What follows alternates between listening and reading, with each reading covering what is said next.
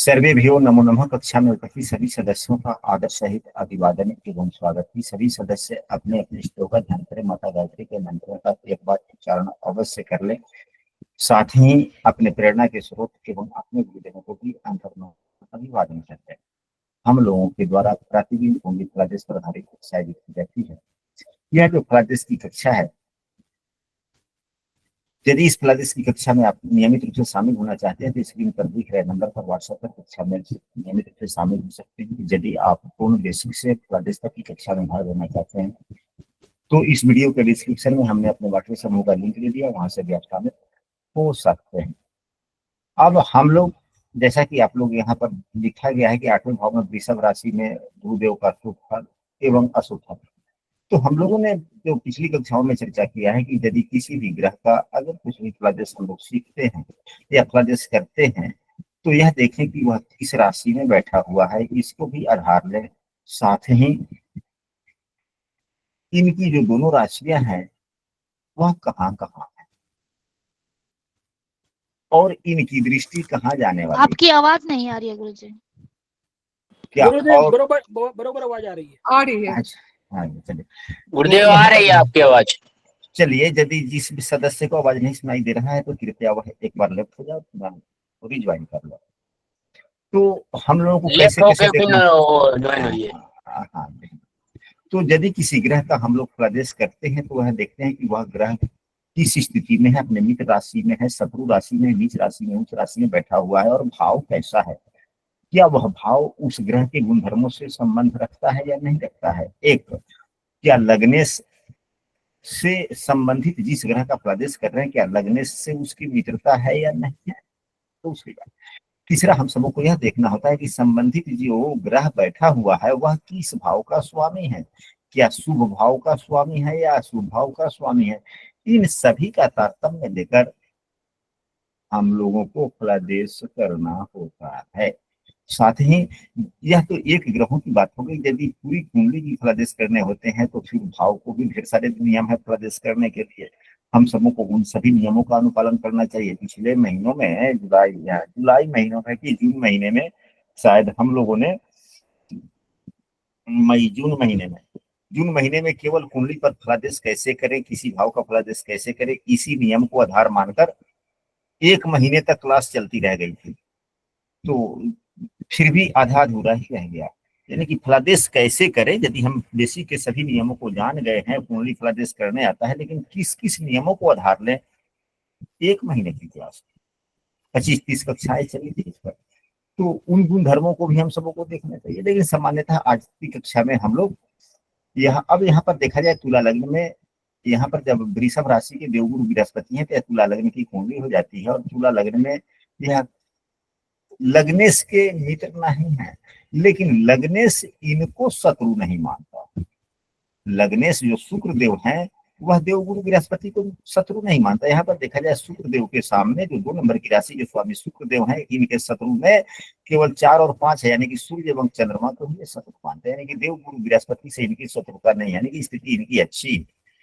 देवगुरु बृहस्पति शुक्र को शत्रु मानते हैं, लेकिन जब दो विद्वान एक दूसरे से नफरत ही करते हैं ना तो अच्छे कायदे से ही करते हैं और वहां पर भी तर्क होती है और तर्क में से भी नया ज्ञान निकल जाता है।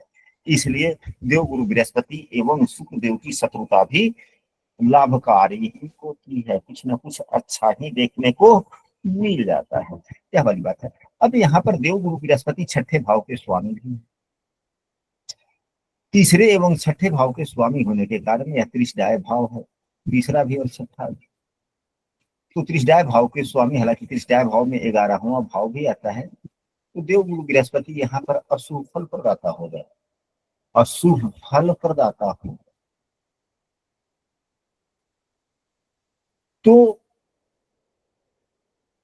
यदि कोई ग्रह जब 2 अशुभ भावों का स्वामी हो जाता है, जो आयु से या बीमारी से संबंध रखने वाला होता है, भले ही वह मार्केश हो या ना हो, इस सूत्र को आप लोग नोट करें। यहाँ पर जो है 2 अशुभ भाव का स्वामी हो जाना और दोनों, एक बीमारी और दूसरा आयु से संबंध रखने वाला भाव का स्वामी बुरा फल प्रदाता बन के 8वें भाव में बैठ गया, तो यह दूसरे श्रेणी का मार्केस हो गया, यानी कि यह भी मार्केस का ही काम करता है।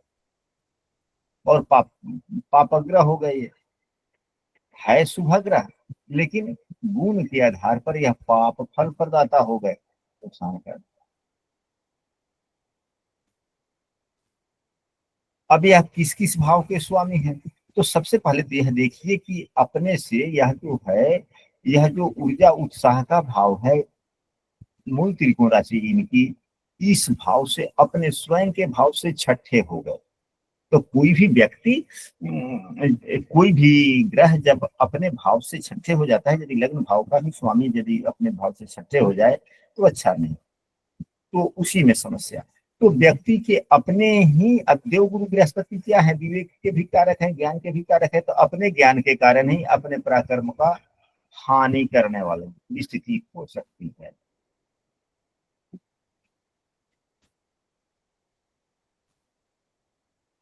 और यह जो है तीसरा भाव और छठा भाव दोनों एक दूसरे के पूरक भी हो जाते हैं। छठा भाव शत्रुता भी है, और शत्रुता भाव का स्वामी अपने भाव से पराक्रम में आके बैठ गया और शत्रु राशि में। तो यह एक प्रकार का, ये जो वैमनस्य भाव है, जहां से शत्रुता देखी जाती है वहीं से वैमनस्य कह सकते हैं ना। जी गुरुदेव। वैमनस्य भाव का स्वामी और वैमनस्य का जो कर्म भूमि है तीसरा भाव, उसका स्वामी अपने भाव से छठे बैठ गया, शत्रु की राशि में बैठा, और वह भी विद्वान की राशि। तो हम ऐसे शब्दों में कह सकते हैं कि जिसके तुला लग्न की कुंडली में यदि देव गुरु बृहस्पति 8वें भाव में होते हैं, तो वह ज्ञानी मुनिजन से, यानी ज्ञानी जनों से थोड़ा सा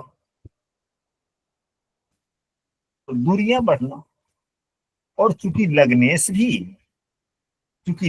भी शुभग्रह हैं और ज्ञानवान ग्रह हैं, तो हम कह सकते हैं कि जितने ज्ञानी मुनिजन हैं उनसे इनको थोड़ा सा मनमुटाव होने की संभावना है।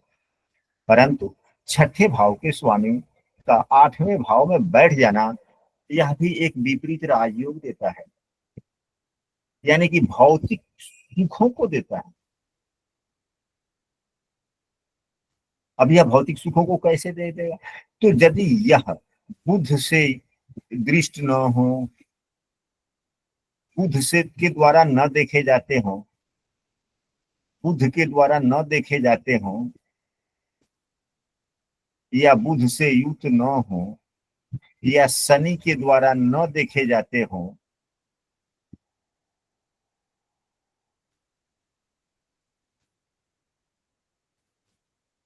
या शुक्र से युक्त या शुक्र से दृष्ट न हो, तो यह बहुत अच्छा हो।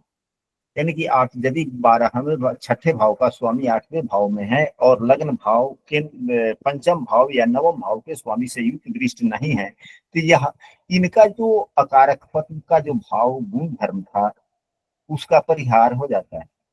क्या हो जाता है? परिहार। परिहार हो जाता है। तब विपरीत राजयोग लागू हो जाता है, फिर सुख संपन्नता आदि दे देते हैं।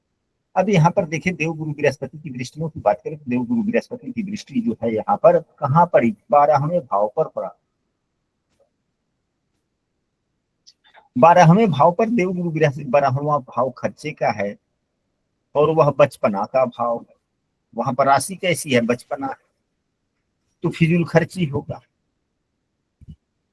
और आवश्यक जगहों पर नहीं होगा, ऐसे जगह पर खर्चा होगा। क्योंकि बुधदेव की राशि है, बुधदेव में बचपना है, तो जिसमें बचपना रहता है वह धन का खर्च सही जगहों पर करता ही नहीं, जिससे बाद में लाभ, यानी कि निवेश के योग उतने अच्छे नहीं बनते। खर्च तो होगा लेकिन ऐसे जगह पे खर्च करवाएंगे जिसका यदि न भी किया जाए तब भी जीवन पे कोई खास प्रभाव पड़ने वाला नहीं। लेकिन देव गुरु की दृष्टि 12वें भाव पर खर्च, यह एक थोड़ा सा अच्छे कार्यों में खर्च को भी दर्शाता है। अब इनकी दृष्टि दूसरे भाव पर पड़ी, जो यहाँ पर वृश्चिक राशि है।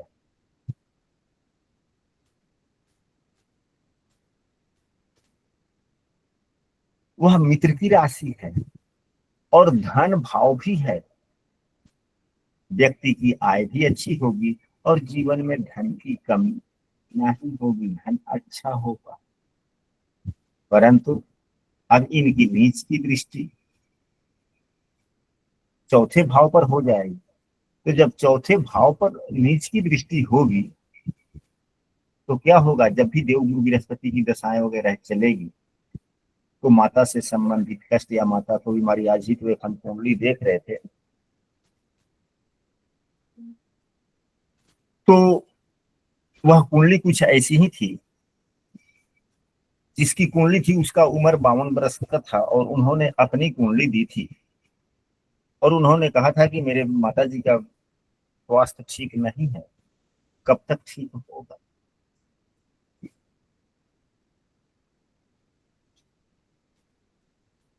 तो वहां भी इसी प्रकार की स्थितियां चौथे भाव से संबंधित बन रहा था।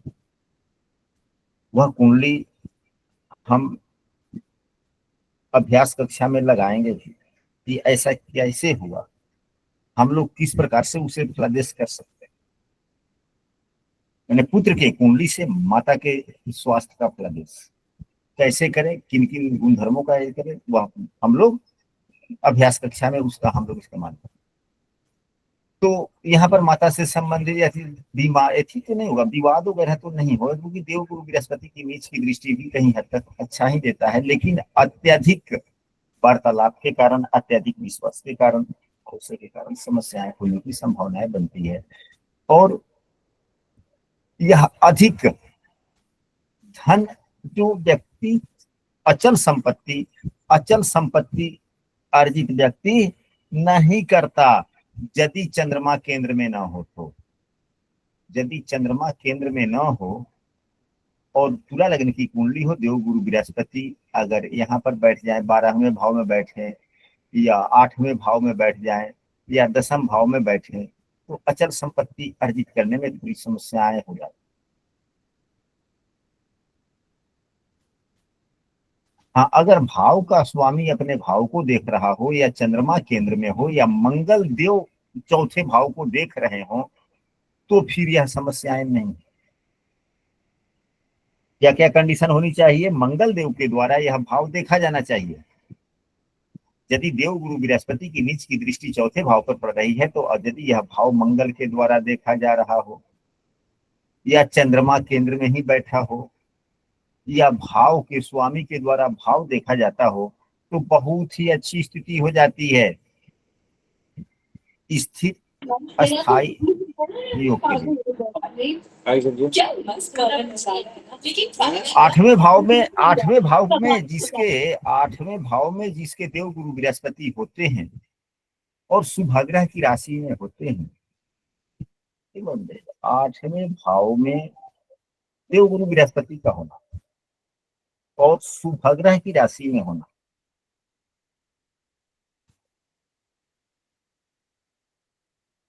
यह 8वां भाव 10वें भाव का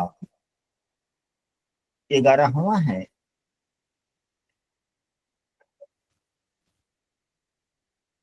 दसम भाव कर्तव्य का है, कर्म का है, और उससे 11वें भाव में शुभग्रह की राशि में देव गुरु बृहस्पति का हो जाना, यह कार्यों में भी उदारता को दर्शाता है, साथ ही कर्तव्यों में सेवा भाव भी दर्शाता है। कर्तव्यों में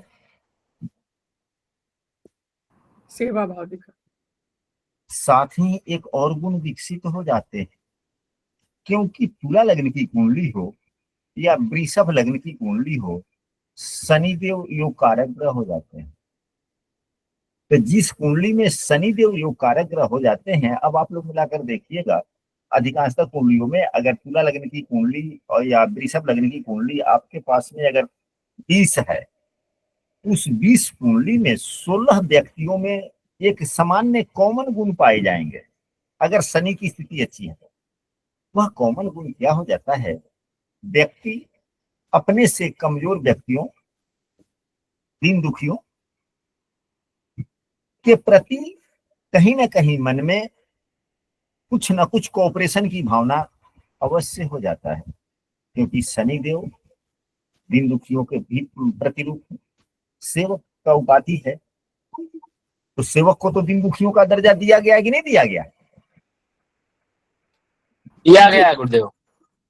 और ये चौथे भाव में जो शनि देव की राशि है उससे पांचवें बैठे हुए हैं, या यहाँ पर जो पंचम भाव में उनकी मूल त्रिकोण राशि है उसे चौथे है, यानी कि चौथे भाव के गुण देने वाले और पांचवें भाव के सुख। तो शनि को तो सुख वहीं से मिलेगा, और देव गुरु बृहस्पति उदार स्वभाव के ही है, स्वाभाविक है। सामान्यतः देव गुरु बृहस्पति की, जिसके 8वें भाव में देव गुरु बृहस्पति होते हैं,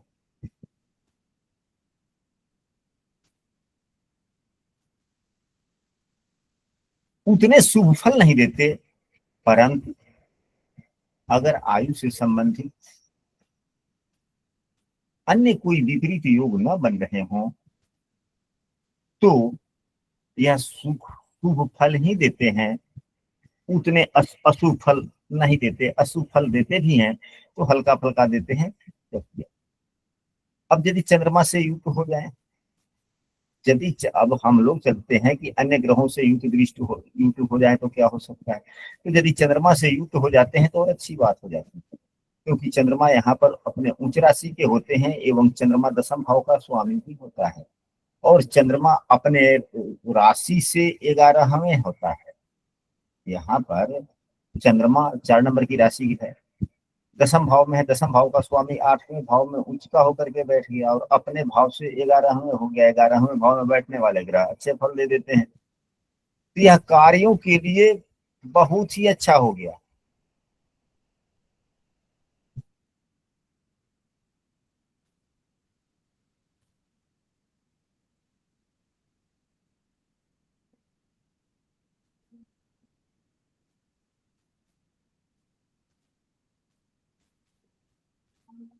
लेकिन यहाँ पर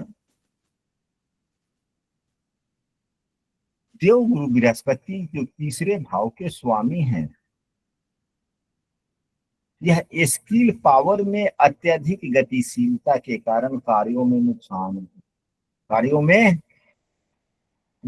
भी होने की संभावना बन जाती है। कुछ ना कुछ बाधा आता है। वह क्यों? तो तीसरे भाव के स्वामी होने के कारण। यदि व्यक्ति इस युति का पूर्ण फल ले ले तो वह फल कैसे मिलेगा? तो अपने से छोटे किसी भी एक व्यक्ति को, अगर खास सगा छोटा भाई छोटा बहन हो तब तो और सुंदर है, उन्हीं का मदद करे, कोऑपरेशन करे, कर हाल। यदि नहीं भी है तो ऐसे भी एक आध मित्र बना ले जो आपसे उम्र में हल्का छोटा है, और उसको बढ़ाने के लिए आप जितना प्रयास करेंगे उतना ही स्वतः आपको ईश्वर बढ़ाते चले जाएंगे।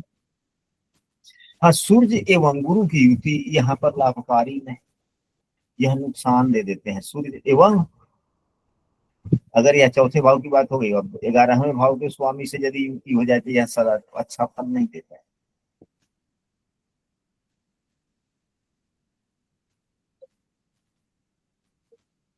तरह तरह की समस्याएं आती है जीवन में।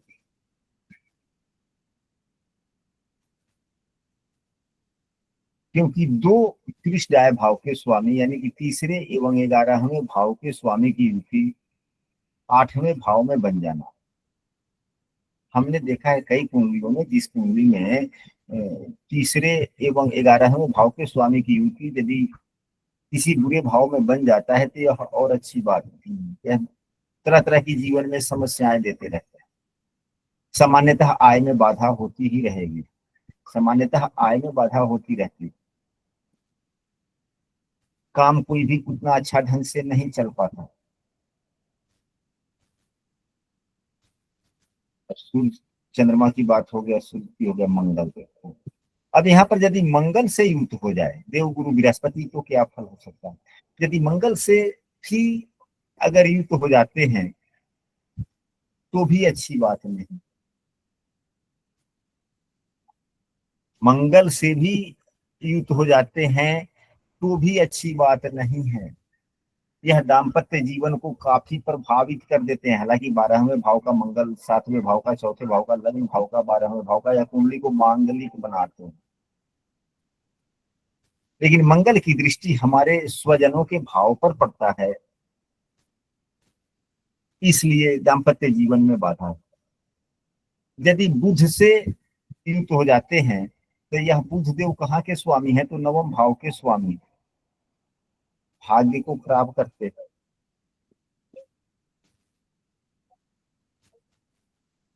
हाँ, यही यदि देव गुरु बृहस्पति अच्छे भाव के स्वामी होते तो फलों में अंतर होने की संभावनाएं बन सकती। अगर शुक्रदेव ही साथ में हो जाएं, शुक्रदेव भी साथ में हो जाएं,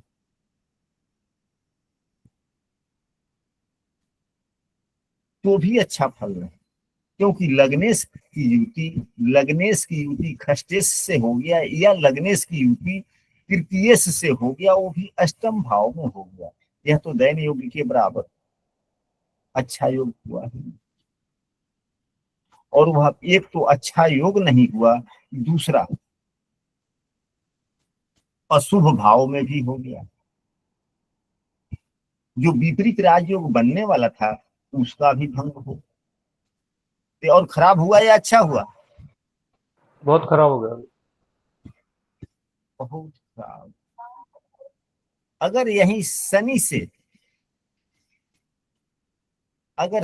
से युक्त हो गए तो योग कारक ग्रह की युति कुंडली के अकारक ग्रह से हो जाए तो क्या होगा?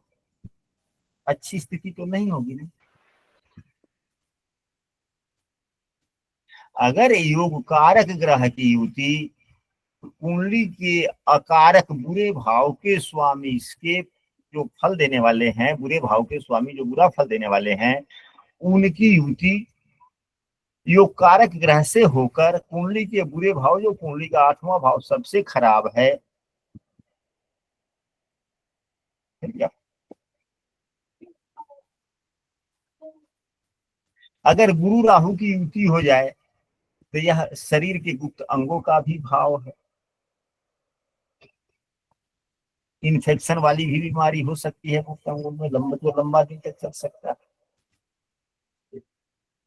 अगर केतु हो जाए तो यह किस भाव के स्वामी है? यह संचार भाव के भी स्वामी है। हाँ, राहु राहु हो जाएंगे तो एक्सीडेंट वगैरह भी बना सकते हैं क्या? केतु हो जाएंगे तो एक्सीडेंट पर ज्यादा पर, राहु पर बीमारी, केतु पर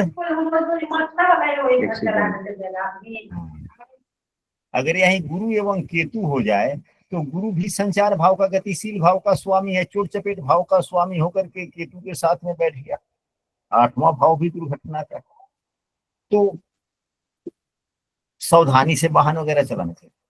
अब यहाँ पर इस स्थिति में उपाय हम लोग क्या करें? यहाँ तो वो देव गुरु बृहस्पति का उपाय तो अच्छा बनता ही। यदि देव गुरु बृहस्पति तुला लग्न की कुंडली में 8वें भाव में बैठे हुए हैं तो कम से कम साल में एक बार सही ढंग से देव गुरु बृहस्पति का पूजा करते हुए, पूजा भी करें, एवं केला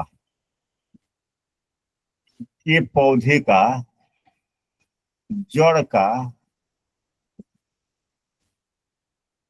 जड़ को अभिमंत्रित करके धारण अवश्य करें। ऐसी बात नहीं है कि देवगुरु बृहस्पति की दशाओं में लाभ ही मिलता है। कभी कभी बृहस्पति की दशा में बहुत ही समस्या देखने को लोगों को मिलता है। खास करके देवगुरु बृहस्पति की महादशा भी हो और उन्हीं की अंतरदशा हो तो और ज्यादा समय थोड़ा सा खराब देखने को मिलता है। तो अब तो हम लोगों ने यह चर्चा किया कि 8वें भाव में वृषभ राशि में बैठे हुए देवगुरु बृहस्पति के फल। अब हम लोग चलते हैं कि 8वें भाव में यदि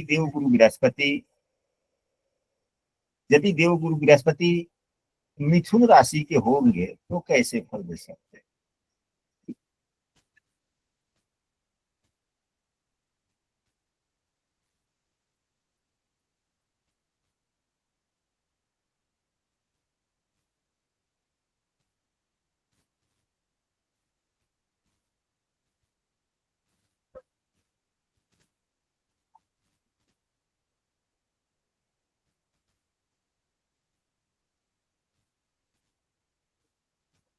अब यहाँ पर देखिए भाव भी वही है, भाव भी वही है, केवल राशि बदल जाने से कितनी अच्छी स्थिति हो गई। तो आइए शुरू करते हैं अभी का विषय वस्तु। अभी का विषय वस्तु है कि 8वें भाव में मिथुन राशि में देवगुरु बृहस्पति के शुभ अशुभ फल एवं उपाय। तो यहाँ पर देवगुरु बृहस्पति, सबसे पहले तो यह देखा जाए कि देवगुरु बृहस्पति किस राशि में है, तो यह बुध की राशि में। बुध देवगुरु बृहस्पति को शत्रु नहीं मानता। यह भले ही देवगुरु बृहस्पति बुध देव को शत्रु मानते हैं, तो यह शत्रु दो अन्य कायदों से मानते हैं। बचपना के कारण, बचपना के कारण कि ज्ञान वाली बातों को गंभीरता से मनन चिंतन नहीं करने के कारण। लेकिन दिमाग की गतिशीलता बुद्धों में काफी है, सीखने की क्षमता देवगुरु बुद्धों में काफी है, और सिखलाने की गुण देवगुरु बृहस्पति में काफी ज्यादा है, और सीखने की क्षमता बुध में काफी ज्यादा है। बुध सीखने के कारक हैं या सिखाने के? सीखने सीखने के। बुध सीखने के कारक हैं और देवगुरु बृहस्पति सिखाने के कारक। एक बात आप लोग ध्यान से समझें, हमारे बाबा का कहना था या हमारे गुरुजनों का कहना था कि यदि बुध देव अच्छे स्थिति में हैं तो देवगुरु बृहस्पति बुध को शत्रु बिल्कुल नहीं मानते, क्योंकि देवगुरु बृहस्पति का काम है शिक्षा देना, सिखलाना, और बुध का काम है कुछ सीख लेना। तो बुध अच्छी स्थिति में होगा तो हर हाल में सीखेगा ही, वह नकारेगा नहीं, तब फिर गुण धर्म एक हो गया, मिल गया। अगर वही बुध अच्छी स्थिति में नहीं है, खराब है, तो देवगुरु बृहस्पति सिखलाना चाहेंगे, वह सीखेगा नहीं, तब देवगुरु बृहस्पति शत्रु मान लेंगे। अब यहीं पे कोई एक शिक्षक हो, और चाहे आप ही अगर शिक्षक हैं, आप ही लोगों में से कोई एक व्यक्ति शिक्षक हो, मैं पढ़ने वाला हूं आपसे, अगर आप हमें पढ़ाना चाह रहे हैं, कुछ सिखलाना चाह रहे हैं, और जो आप सिखलाना चाह रहे हैं मैं उसको सीखता चला जाऊं, तो क्या आप हमसे शत्रुता करेंगे? नहीं करेंगे। लेकिन जो चीज आप सिखलाना चाह रहे हैं यदि मैं सीखूं ही नहीं, फिर क्या करेंगे? तो चिड़चिड़ापन आएगा अंदर, और शत्रुता की भावना नहीं आ जाएगी? शत्रुता। अब इसको सिखाने से कोई फायदा नहीं है, ऐसा नहीं है तो छोड़ो भाई, इग्नोर करो। एक ही है, इग्नोर कर रहे हैं। हाँ,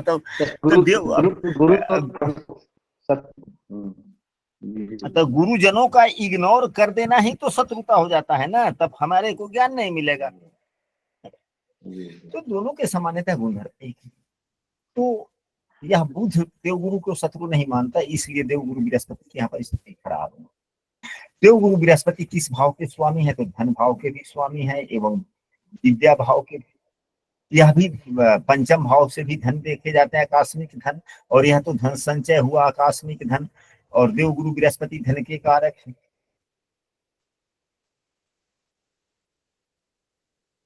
एवं आकस्मिक सोच वाले भाव में बैठ गए, गुना गणित वाले राशि में बैठे। और भी देखा जाए, पंचम भाव बुद्धिमता का है, सीखने का है, और दूसरा भाव यहाँ से विद्या देखते हैं तो विद्या की निपुणता का भाव है। तो विद्या की निपुणता एवं विद्या भाव के स्वामी 8वें भाव में बैठ गए, जो विद्या एवं गुण धर्मों को यह प्रगाढ़ता देता है। विद्या की प्रगाढ़ता तो 8वें भाव से ही मिलती है ना।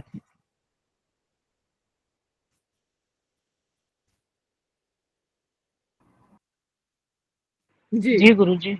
विद्या की विद्या की प्रगाढ़ता 8वें भाव से मिलती है। 8वां भाव से पीएचडी या सर्वोच्च शिक्षा 8वें भाव से ही देखी जाती है। तो अब शिक्षा के लिए भी जो दो शिक्षा भाव का स्वामी, दूसरे भाव भी विद्या की निपुणता, पंचम भाव भी विद्या से संबंधित है, और इस दोनों भाव का स्वामी कहाँ बैठ गया? विद्या की उच्च प्रकाष्ठा वाले भाव में बैठ गया। तो यह तो विद्या के लिए अच्छा ही हो गया, विद्या के लिए बहुत अच्छा हो गया। परंतु प्रारंभिक अवस्था में जब तक विद्यार्थी कम से कम 12 तक नहीं हो जाता है, तब तक यह विद्या में बाधा आता जाता रहेगा, पढ़ने में मन नहीं लगेगा। लेकिन जो ही 12 से आगे विद्यार्थी चला जाएगा फिर काफी अच्छा हो जाएगा।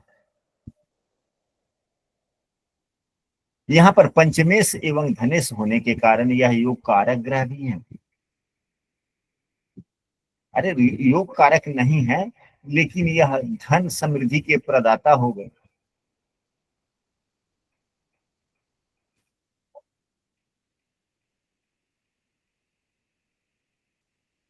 लेकिन पंचम भाव का स्वामी 8 में आने से, पंचम भाव संतान का भी है। पंचम भाव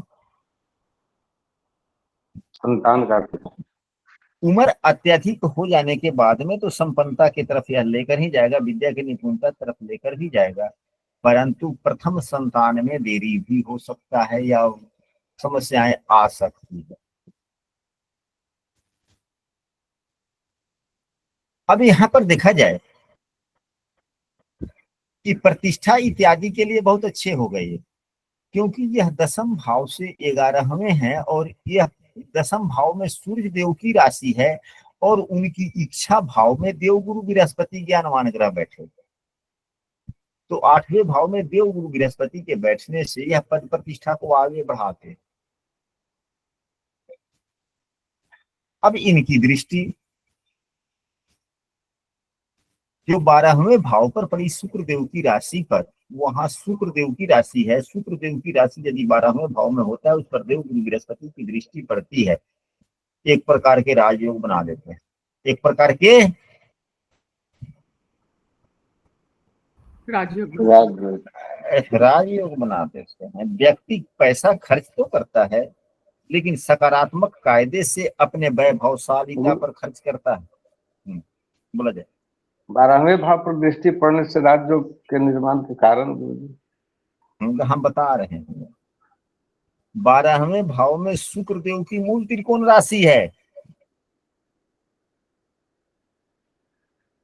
12वें भाव में शुक्रदेव की मूल त्रिकोण राशि है। शुक्रदेव आराम तलबी ग्रह हैं और वैभवशालिता पर खर्च करवाते हैं।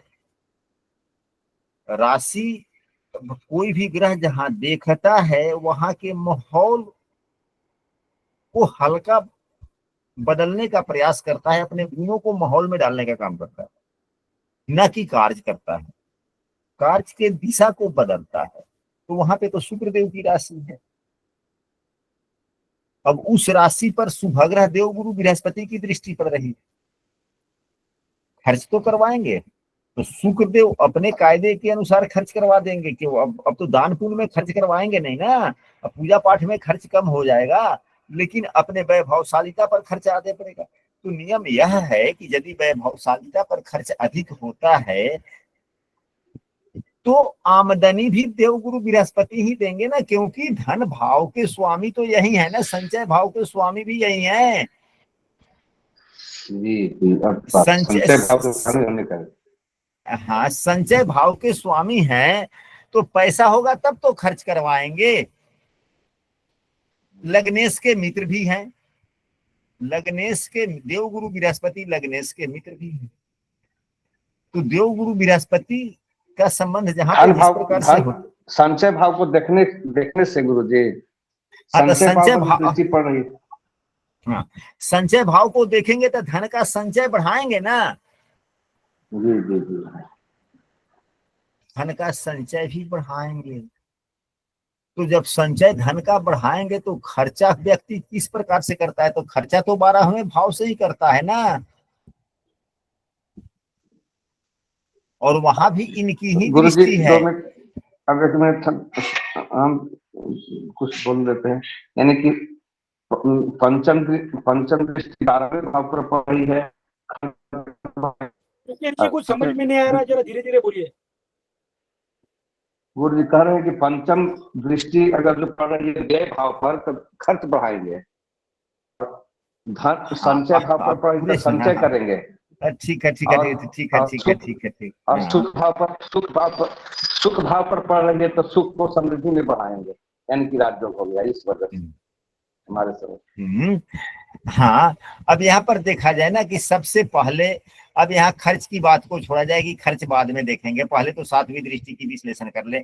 अब यहाँ पर देखा जाए, एक तो देव गुरु बृहस्पति लग्नेश के मित्र और अपने मूल त्रिकोण राशि को देख रहे हैं, तो अपने भाव को देख रहे हैं, तो भाव के फलों में वृद्धि करेंगे, व्यक्ति की वाणी सौम्यता हो जाएगी, सब कुछ ठीक ठाक होगा, और धन संचय की प्रवृत्ति हो जाएगा। तो धन संचय तो होगा ही, ये खर्चा कम करवाएंगे लेकिन धन संचय अधिक करवा देंगे।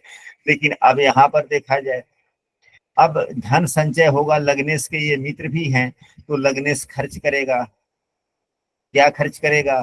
तो 12वें भाव से खर्च करेगा। 12वें भाव में क्या है? तुला राशि है। तुला राशि क्या है? शौक की राशि है, आराम तलबी राशि है, वैभवशाली राशि है। अब खर्चा हो जाएगा तो वह अपने सुख संपदा को, मैंने वैभवशालिता यानी कि भौतिक सुखों के प्राप्ति हेतु खर्च करवा देगा।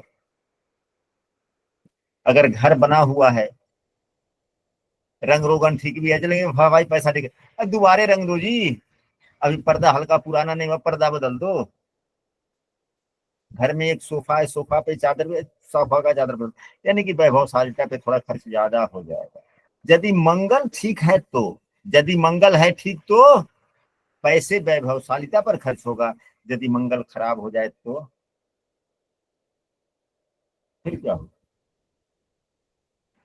कोर्ट कचहरी पे खर्च करो।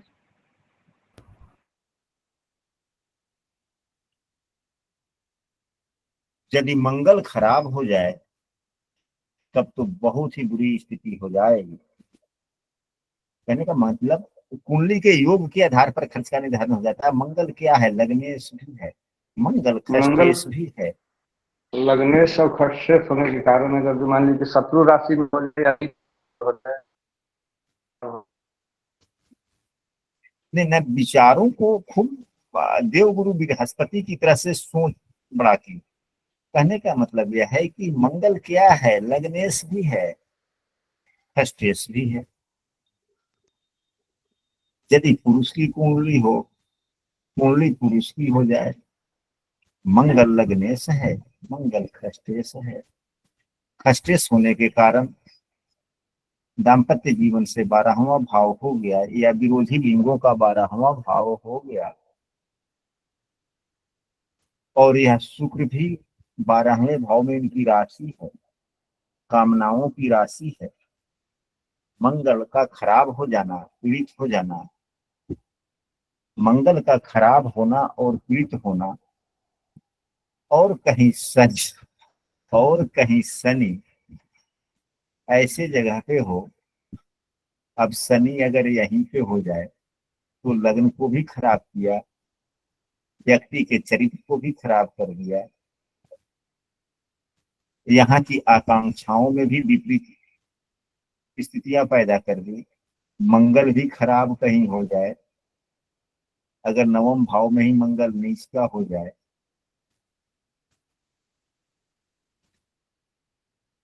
फिर क्या होगा? अब देव गुरु बृहस्पति का भी पीड़ित होना आवश्यक है। अगर राहु से अगर युक्त हो गए फिर क्या होगा?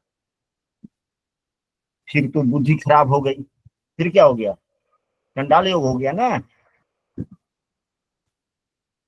हम जहां तक पहुंचना चाह रहे हैं इस पर आप लोग बल देखे, देखिए क्या हो गया। देवगुरु बृहस्पति राहु से युक्त हो गए, बुद्धि खराब हुआ कि नहीं हुआ? हो गया। जी गुरु। जी गुरु, गलत मार्गों से धन खर्च कर क्या? गलत मार्गों पर धन खर्च करेगा वह ज्यादा, हाँ अगर अच्छे से काम जी, नहीं। अब यहाँ पर बुद्धि खराब हो गया, लग्न नीच हो गया, यानी कि लग्न का नीच हो जाना। 10वां भाव जो चरित्र का होता है, कर्तव्यशीलता का होता है, यानी कि चरित्र का भी होता है 10वां भाव, तो 10वां भाव पर शनि की दृष्टि हो गई, खराब हो गया। शनि तीसरे भाव का भी स्वामी है, शनि आवेग का भी स्वामी हो गया, मंगल भी यहाँ पर नीच का हो गया। और देवगुरु बृहस्पति की जो है वहां पर खर्च करवाएंगे। अब शत्रु दृष्टि है, देवगुरु बृहस्पति शुक्र को शत्रु मानते हैं, गलत रास्ते से खर्च का हो गया, शुक्र कहीं बलवान हो गया, फिर क्या होगा? तो अनावश्यक रूप से व्यक्ति अपने भौतिक अभिलाषाओं के पूर्ति पर भी अत्यधिक पैसे खर्च कर सकता है। अब पैसे खर्च किस कायदे से करेगा वो तो अपने आप में समझना होगा ना कि कुंडली क्या कह रही है। कुंडली क्या कह रही है? क्या कह रही है, हम सबको ऐसे समझना होगा। अब हम लोग कुछ ग्रहों की युतियों पर चर्चा कर लेते हैं। इसके बाद यदि सूर्य और देवगुरु बृहस्पति की अगर युति हो जाती है तो कुछ हद तक यह ठीक ही है, लेकिन नौकरी वोकरी प्राप्त करने में समस्याएं आती है। यदि नौकरी हो जाती है तो फिर उसके बाद में काफी अच्छा फल मिलने लगे, क्योंकि अपने भाव का स्वामी अपने भाव से 11वें हैं और किससे युत है तो अपने भाव से पंचम भाव के स्वामी के साथ, यानी कि दसम भाव का स्वामी, यानी कि अब देखिए कि लग्नेश पंचमेश के साथ में युक्त होकर 11वें भाव में बैठ जाना। लग्नेश और पंचमेश की युति यदि 11वें भाव में हो जाए तो यह अच्छा फल देगा कि खराब फल देगा? अच्छा देगा, राजयोग हो गया। ये तो राजयोग हो गया, लेकिन यह राजयोग कब फलेगा? जब आप काम बड़े मशक्कत के साथ में तो काम मिलेगा, या नौकरी मिलेगी तो बड़ी समस्याओं के साथ में मिल जाएगी। लेकिन नौकरी मिल जाएगी फिर उसके बाद में आपके उन्नति को रोकने वाला बार बार प्रमोशन योग भी हो सकता है। अब आते हैं यदि चंद्रमा की युति हो जाए तो यह अच्छा नहीं है, क्योंकि चंद्रमा भाग्य भाव के स्वामी होकर के अपने ही भाव से 12वें हो गए। सुख साधन की कमी, धन की कमी, जब भाग्य ही कमजोर हो जाता है तो हर जीवन में अनेक प्रकार की समस्याएं आने की संभावना है। यदि लग्नेश ही अब मंगल देव यहाँ पर हो जाए तो भी अच्छा नहीं, लेकिन अब यहाँ पर अगर मंगल से युक्त हैं तो ये तो लग्नेश भी है, साथ में खष्टेश भी है, लेकिन ये देवगुरु बृहस्पति पंचमेश भी है। देवगुरु बृहस्पति पंचमेश है तो क्या यह विपरीत राजयोग बना? बना भी नहीं भंग। तो यही तो हम लोगों को सोचना है, सीखना है। सिस्टम में नहीं हुआ सही है। अब यही देवगुरु बृहस्पति एवं मंगल की युति यदि 8वें भाव में हो जाए, यानी कि 6ठे भाव के स्वामी भी है, लग्नेश भी है, और यह पंचम भाव के स्वामी से युक्त भी है, लेकिन मंगल देव को लग्नेश का फल कम, खष्टेश का फल ज्यादा, क्योंकि मूल त्रिकोण राशि तो 6ठे भाव का है ना। तो विपरीत राजयोग हम यह पूछना चाहते हैं आप लोगों से, इतने सदस्यगण है काफी है, तो यह बतलाया जाए कि यह योग बना कि नहीं बना विपरीत राजयोग? जी बना गुरु, बन गया गुरुदेव। कैसे ये तो बना? हर्ष योग भी बन गया गुरु जी, हर्ष तो योग। फिर ये तो मंगल के कारण बना ना, मंगल के कारण बना कि गुरु के कारण बना? फल नहीं देखा इसके। मंगल के कारण मंगल के कारण। तो मंगल तो लग्नेश भी है, तो लग्नेश के द्वारा लग्नेश यदि 8वें भाव में बैठ जाए तो क्या विपरीत राजयोग बनेगा? लग्नेश को अष्टम का दोष लगता है गुरु जी। त्रिकोण भाव के स्वामी, त्रिकोण भाव के स्वामी के साथ है तब बन। हाँ, और त्रिकोण भाव के स्वामी से युक्त हो गए तो क्या यदि अगर मंगल को मान लिया जाए कि हालांकि ये तो स्थितियां नहीं हो सकती, लेकिन यदि मान ले कि मंगल केवल खष्टेश है, लग्नेश नहीं है, और 8वें भाव में बैठ गया देवगुरु बृहस्पति के साथ में, जो देवगुरु बृहस्पति पंचमेश है, विपरीत राजयोग भंग हुआ या नहीं हुआ? हो जाएगा गुरु जी। केवल खष्टेश रहेंगे तो भंग हो जाएगा गुरु जी। भंग हो जाएगा। तो जितना कह रहे हैं सिर्फ उतना ही का जवाब दीजिए। फिर हम जो आगे कहना चाह रहे हैं कि हम आप लोगों को जवाब को सुनने के बाद में हम आगे की बात करना चाह रहे हैं। कहने का मतलब प्रश्न को फिर सुनिए और फिर केवल प्रश्न को समझते हुए प्रश्न का ही जवाब देना है। मैंने कहा यदि मंगल लग्नेश न हो, केवल खष्टेश होकर के 6ठे भाव में बैठे, विपरीत राजयोग बना या नहीं? हाँ या ना? बना। राजयोग नहीं बना। बनेगा गुरु जी, वो तो है। खष्टेश होकर के बैठ गया राजयोग। अब यहाँ पर दूसरी बात, अब यहाँ पर मंगल पंचमेश के साथ में युक्त हो गया तो विपरीत राजयोग भंग हुआ या नहीं हुआ? भंग हो गया गुरुदेव। नहीं हुआ गुरुदेव। हो गया। नहीं अच्छा, हुआ।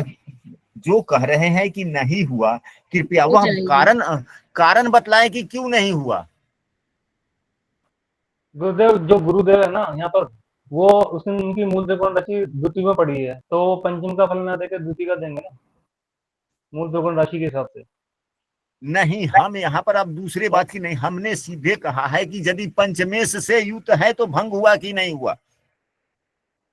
पंचमेश से युक्त है तो भंग। अब यहाँ पर समझना यह है, हम जो कहना चाह रहे हैं उस विषय वस्तु पर समझे। हाँ चंदन जी, बोला जाए, हैंड राइज। अब बोल लीजिए गुरुजी, फिर बाद में पूछ लूंगा। नहीं ना, पूछ लीजिए, जब हम बोल देते हैं तो फिर सामने सुनना चाहते हैं, बोलिए जल्दी। ये बात आपका सही है कि सर वो राजयोग भंग हो जाएगा, विपरीत राजयोग।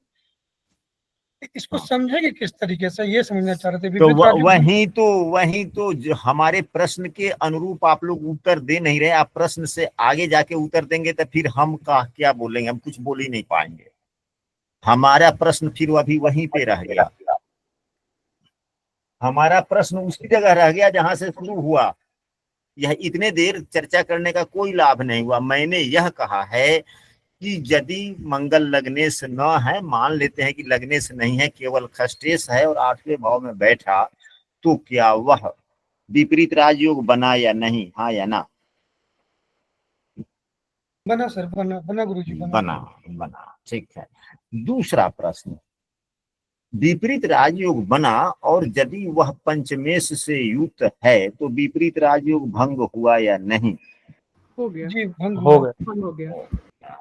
भंग हो गया सर।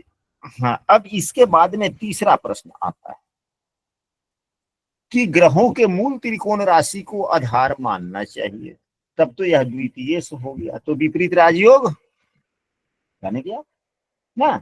द्वितीय से युक्त है तब तो विपरीत राजयोग बन गया। फिर यहाँ पर अगला कंडीशन आता है कि यदि द्वितीय से गुरु है तो लग्नेश ही मंगल है, तो क्या लग्नेश के द्वारा विपरीत राजयोग बनेगा? नहीं बनेगा। नहीं बनेगा। फिर ऐसे कुंडली में कोई व्यक्ति चाहे कि विपरीत राजयोग का लाभ हम उठा ले तो फिर कैसे उठाएगा?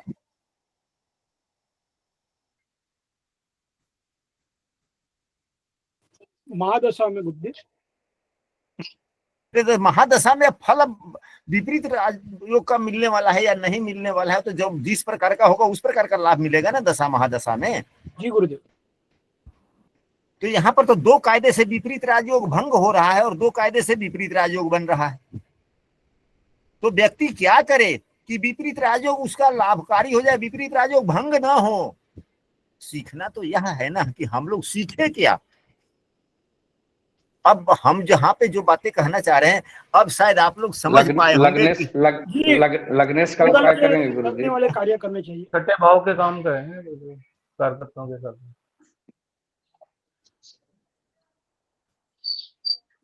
अब यहाँ पर अब पुनः हमने कहा कि दो प्रकार से विपरीत राजयोग बन रहा है, दो प्रकार से विपरीत राजयोग भंग हो रहा है ना। जी जी गुरुदेव। तो अभी आप ही बताइए, दिमाग का दही हो गया गुरुदेव। दिमाग का दही हो गया। तो यहाँ पर यह देखा जाए, बहुत सरल सी बातें हैं। व्यक्ति अपने अहम को छोड़ दे, हम ही बुद्धिमान हैं, इसको भूल जाए। यानी कि हम चाहे जो जानते हैं कुछ नहीं जानते। हमारे जो बुजुर्ग हैं या हमारे जो अच्छा चाहते हैं, हमारे माँ बाप हैं, चाचा चाची हैं, मामा मामी हैं, जो रिश्तेदार हैं, जो ज्ञानवान मित्र हैं, वही हमारे लिए सब कुछ है। हमारा बुद्धि उनके सामने में कुछ नहीं है। यदि यह व्यक्ति मान ले और मैं कुछ नहीं हूं, हम जो करेंगे अपने स्वजनों से राय विचार करके ही करेंगे और बड़े जुनून के साथ करेंगे, और जो काम शुरू कर देंगे बगैर समाप्त हुए हम रुकेंगे ही नहीं। अपने आप विपरीत राजयोग प्रभावी हो गया है। और यदि व्यक्ति अपने मन में अहम ला देता है कि मैं ही विद्वान हूं, ये काम मैं ही करूंगा, तू क्या सहयोग सुझाव देंगे, तो फिर यहाँ पर लगने से एक्टिवेट हो गया ना, और पंचमेश से एक्टिवेट हो गया। व्यक्ति अपने दिमाग पर ज्यादा ये करेगा तो पंचमेश से एक्टिवेट हो गया और लगने से एक्टिवेट हो गया, फिर तो विपरीत राजयोग बना ही नहीं। तो फिर क्या करे, व्यक्ति अपने बुद्धि को किनारे करे, कुछ भी करे तो अपने से वो जो स्वजन है, रिश्तेदार है, नाते रिश्तेदार, जो दूसरे भाव से जिन जिन रिश्तों को देखा जाता है उनको ही सबसे बड़ा माने और उनके बताए हुए रास्ते पर, क्योंकि हमारे स्वजन कभी भी हमको गलत रास्ते पर नहीं लेके जाते। और छठा भाव यानी कि बगैर रुके हुए काम करते रहना, ईमानदारी से करते रहना, टाइम टेबल से करते रहना। अपने आप खष्टेश और द्वितीयेश नहीं हो गया फिर यहाँ पे, तब तो धनेश और खष्टेश की संबंध बनाना 8वें भाव में, तब विपरीत राजयोग पर भावी हो गया कि नहीं हो गया? गुरु जी प्रभावी हो गया। जी गुरुदेव, बहुत अच्छा है। यदि व्यक्ति अपने आप को महत्व ज्यादा देने लगेगा तो लगने से एक्टिवेट हो जाएगा, फिर लगने का फल वह मंगल देने लगेंगे। और यदि अपने दूसरे के, अपने स्वजनों से, अपने ज्ञानीजनों से की बातों को नजरअंदाज करके अपने बुद्धि को ज्यादा प्राथमिकता देंगे तो फिर देवगुरु बृहस्पति पंचमेश होकर काम करने लगेंगे, फिर तो विपरीत राजयोग हुआ ही। अब बातें समझ गए कि कभी कभी ज्योतिष कहता क्या है और गुरु जी हमारे भाग क्या करे हैं। तो आशा करते हैं कि आज की कक्षा आप लोगों को अच्छी लगी और सामान्यतः मंगल की बात आई। बुध की भी अगर ऐसी होती है, बुध और गुरु की युति होती है तो भी विपरीत राजयोग बनते हैं। शुक्र की अगर है, अगर शुक्र से युति हो जाए तो यह तो द्वादशेश और सप्तमेश है, और धनेश के साथ में युति यह क्या कर देते हैं, थोड़ा सा विलंब विवाह कर देंगे। शनि के साथ में यदि युति हो जाए देवगुरु बृहस्पति की तो भी अच्छी बात नहीं है, क्योंकि तृतीय एवं द्वितीय की युति हो जाती है, ठीक, अच्छी बात नहीं। तो आशा करते हैं कि आज की विषय वस्तु आप लोगों को समझ में आया होगा। खास करके आज की जो विपरीत राजयोग पर, भंग पर जो चर्चा हुई, या खास करके ज्यादा आनंद आप लोगों को दिया होगा। और